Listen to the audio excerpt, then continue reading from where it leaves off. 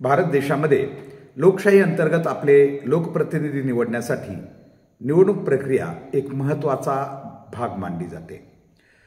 ही निवडणूक घेण्यासाठी खरं तर या देशानं निवडणूक आयोग एक स्वायत्त अशी एक वेगळी संस्था निर्माण केलेली आहे।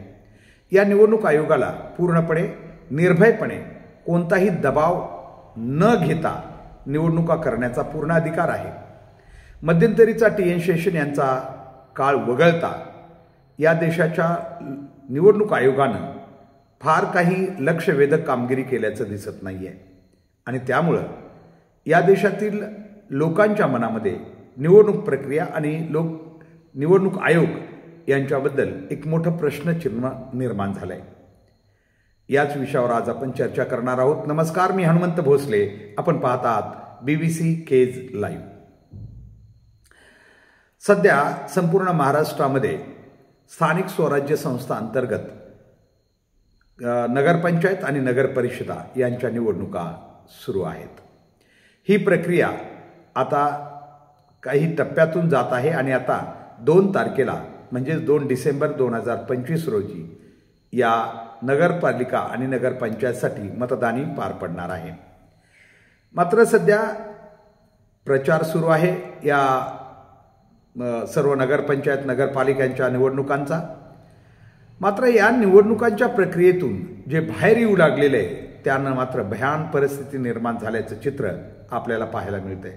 त्यामध्ये विशेषतः ज्या निवडणूक आयोगानं पारदर्शकपणे काम करायला पाहिजे तो निवडणूक आयोग निव्वळ अपंग झाल्याचं किंबहुना सत्ताधारी पक्षाच्या आदेशानुसार काम करतो की काय अशी लोकांची मनात धारणा झाली आहे आणि तसं होण्याची कारणंही खूप आहेत। आतापर्यंत ज्यावेळी अनेक वेळा आचारसंहितेचा भाग म्हणून खरं तर निवडणूक आयोग आचारसंहिता जाहीर करतं, मात्र या आचारसंहितेचं पालन होतं का तर उत्तर मिळतंय अजिबात नाही। कुठेही आतापर्यंत निवडणूक आयोगाकडे कुणी तक्रार केली आणि त्याच्यावर गंभीरपणे निवडणूक आयोगानं कारवाई केली आहे असं झालंच नाही। कारण अनेक ठिकाणी आचारसंहितेचा उघडपणे भंग होतो, मात्र निवडणूक आयोग डोळे झाकून बसतं। त्यासाठी जे रिपोर्टिंग असते, तक्रार असते ती केली जाते, मात्र त्याच्यावर दखल घेतली जात नाही आहे। कारण स्पष्ट आहे की निवडणूक आयोग आणि इतर त्यांना मदत करणारं प्रशासन हे प्रत्यक्षपणे सत्ताधाऱ्यांच्या आधिपत्याखाली काम करतात असं लोकांचं स्पष्ट मत बनलेलं आहे। याची कारणं अनेक आहेत। याचं पहिलं कारण म्हणजे निवडणूक आयोगानं आतापर्यंत जे काही निर्णय दिलेले आहेत ते पक्षपाती असल्याचं जनतेचं मत झालेलं आहे। मग पक्षफोडीनंतर जे काही पक्ष फुटले काही आणि त्याच्यानंतर ज्या काही बाबी कारवाईसाठी निवडणूक आयोगाकडे गेल्या त्या निवडणूक आयोगानं लोकांना आश्चर्य वाटेल असेच निर्णय दिलेत, एकतर्फी किंवा पक्षपाती वाटावेत असे निर्णय दिलेत। त्यामुळं तर निवडणूक आयोगाबद्दल लोकांच्या मनामध्ये आणखीच संशयता निर्माण झाली आहे।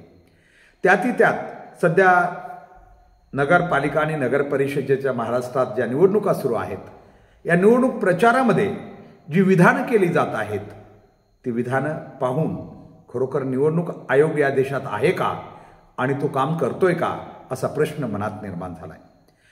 खरं तर या निवडणूक आयोगानं मी म्हटल्याप्रमाणे जी आचारसंहिता जाहीर केलेली असते त्यानुसार पक्ष किंवा लोकप्रतिनिधी किंवा उमेदवार काम करतात का हे निवडणूक आयोगानं बघणं काम आहे। मात्र यावर कुठलाच अंकुश नाही। सगळ्यात पहिली गोष्ट या देशात झाली ती म्हणजे निवडणुकीच्या तोंडावर काही घोषणा करायच्या शासकीय। आता तर सर्वच राजकीय पक्षांना एक मुद्दा सापडलाय। तो मुद्दा असा आहे की समाज ज्या प्रकारे लोभी झाल्याचं त्यांच्या लक्षात आलंय, पैशाशिवाय हा समाज आता राहू शकत नाही हे आता राजकीय लोकप्रतिनिधी आणि राजकीय पक्षांना कळल्यामुळं आता त्यांनी एक नवीन पायंडा सुरू केलेला आहे। तो म्हणजे निवडणुकीच्या अगोदर कुठली तरी घोषणा करायची, जशी की लाडकी बहीण योजना आपण पाहतोय। लाडकी बहीण योजना शासनाच्याच तिजोरीतला पैसा जनतेला द्यायचा आणि मत मात्र त्यांचं काढून घ्यायचं आणि आपल्याला मत ते देतीलच अशी परिस्थिती निर्माण करायची, अशा प्रकारचा हा पायंडा आहे। यामध्ये मला वाटतं सध्या तरी अनेक राजकीय पक्ष यशस्वी झालेले आहेत। कारण आता जे पैसे वाटावे लागायचे निवडणुकात ते वाटण्याची गरज नाहीये, उलट शासकीय अधिकृतपणे शासनाच्याच तिजोरीतील पैसा लोकांना निवडणूक लागण्यापूर्वी एक 8 दिवस 15 दिवस अगोदर द्यायचा. निवडणूक कधी लागणार आहे हे राजकीय पक्षांना, विशेषतः सत्ताधारी पक्षांना चांगलं माहिती असतं. त्यामुळे निवडणूक आयोग कदाचित त्यांना सांगत असेल आम्ही या दिवशी आता निवडणूक घोषित करणार आहे. त्याच्या 2-3 दिवस अगोदर हे सत्ताधारी पक्ष काय करतात, कुठं महिलांना, कुठं युवकांना, कुठं अपंगांना, कुठं जसं जमेल त्या लोकांना, म्हणजे ज्यातून मत मिळेल आपल्याला त्या लोकांना खुश करण्यासाठी शासकीय योजना जाहीर करतात. यावेळेस तर कहर असा झाला की या लाडकी बहीण योजना जी घोषित केली त्यासाठी जाहिरातीतून असे पैसे दाखवण्यात आले आणि पैसा कुणाला नको आहे, आणि तेही अगदी निवडणूक व्हायच्या अगोदरच, निवडणूक घोषित व्हायच्या अगोदरच जर कुणाच्या खात्यावर पैसे जात असतील तर तो व्यक्ती किंवा ती महिला असेल किंवा पुरुष असेल नक्कीच त्या पक्षाला किंवा त्या उमेदवाराला मत देऊ शकतात. कारण सध्या लोकांना एक वाटतंय की नाहीतरी उमेदवार आपल्याला काय देतात, सार्वजनिक विकासाचं कुणाला काही देणं घेणं नाही, व्यक्तिगत. आणि शासनालाही माहिती झालंय की लोकांना किंवा लोकप्रतिनिधी आणि राजकीय पक्षांनाही माहिती आहे, जे राजकारणात मुरलेले आहेत त्यांना माहिती आहे की लोकांना सार्वजनिक विकासाचं काही देणं घेणं राहिलेलं नाही. लोकांना नगदी अगदी 50, 100, 1000 रुपये जरी दिले तरी लोक त्याचा बदल्यामध्ये मतदान त्या पक्षाला किंवा उमेदवाराला करतात. अशी परिस्थिती सध्या निर्माण झाली आणि तो जो एक अजेंडा आहे आपण म्हणूया हा यशस्वी देखील झाला आहे. महाराष्ट्रात झाला, त्यानंतर हिमाचल प्रदेशमध्ये झाला, त्याचबरोबर इतर मध्य प्रदेशमध्ये झाला आणि इतरही अनेक, हरियाणामध्ये झाला, कर्नाटकामध्ये झाला. पक्ष कोणतेही असोत यांना आता हे कळलंय की लोकांना पैसे दिले की लोक मतदान करतात. आणि लोकांनाही नक्कीच, लोक इतके लोभी झालेत पैशाचे, मतदानाच्या मोबदल्यात काहीतरी मिळालं तरच आम्ही मत देऊ अशी धारणा झाली. या सगळ्या गोष्टीचा परिणाम असा झालाय की आता राजकीय पक्ष, खरं तर या देशामध्ये जेव्हा निवडणुका होतात तेव्हा जे मंत्री वगैरे आहेत त्यांना खरं तर काही दिवसासाठी राज्यपाल शासन किंवा राष्ट्रपती शासन लागू करून निवडणुका घ्यायला पाहिजेत. मात्र मुख्यमंत्री, संबंधित मंत्री प्रचाराला जातात, पैसा सगळा गव्हर्नमेंटचा म्हणजे लोकांच्या टॅक्सचा पैसा प्रचारासाठी खर्च केला जातो. त्यांचं जाणं येणं असेल, त्यांचे हेलिकॉप्टर असतील, सगळा खर्च हा जनतेच्या पैशातून, आणि ते जाणार कुठं तर स्वतःच्या पक्षाचा प्रचार करायला. पहिली गोष्ट तर इथं खूप ही एक बाब अतिशय चिंताजनक आहे. त्यानंतर गेल्यानंतर स्वतःच्या पक्षासाठी मतं मागताना लोकांना अगदी दम देऊन बोलण्याची आता एक नवीन प्रथा सुरू झाली. मुख्यमंत्र्यापासून ते सगळे मंत्री, आमदार सगळेच आता बोलू लागलेले आहेत. आमच्याकडे कशा तिजोरीच्या चाव्या आहेत, कुणी असं म्हणतंय, तर दुसरा म्हणतं तिजोरीच्या चाव्या तुमच्याकडे असल्या तरी मुख्य तिजोरी, त्या तिजोरी किंवा नियंत्रित करणारे मुख्यमंत्री आहेत असंही म्हटलं जातं. पुन्हा काहींनी तर आता काही मंत्र्यांनी चक्क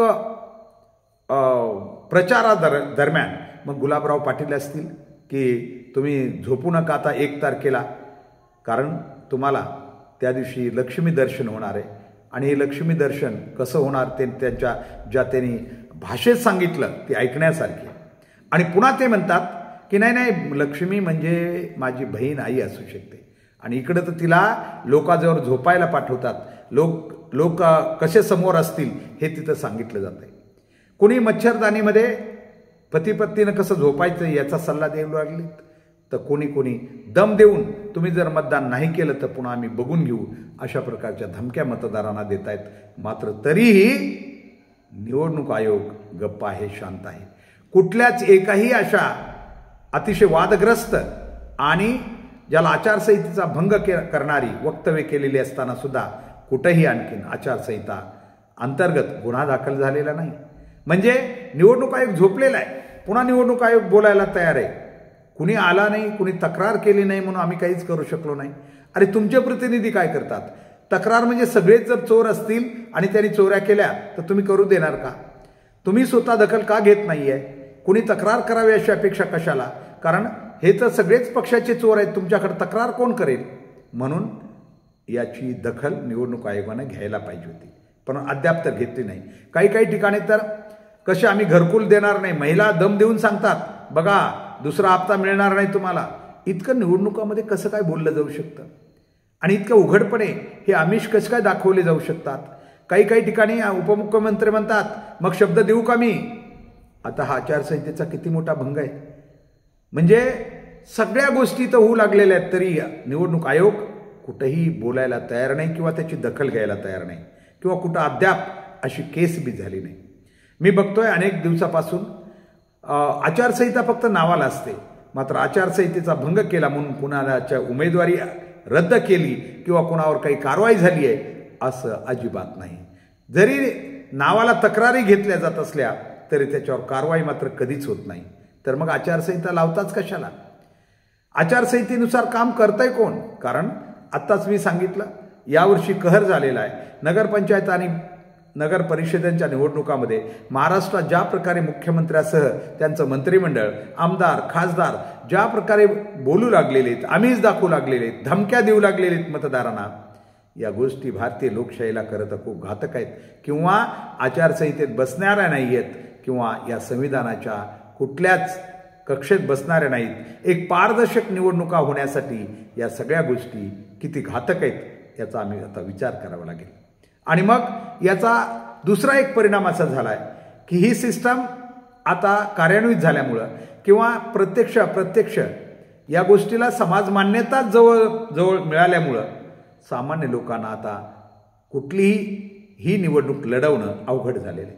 कारण प्रत्येक व्यक्ती, कारण मतदारच जर पैशाचा लोभी बनला तर नक्कीच त्या उमेदवाराला पैशाशिवाय निवडणूक लढवता येणार नाही.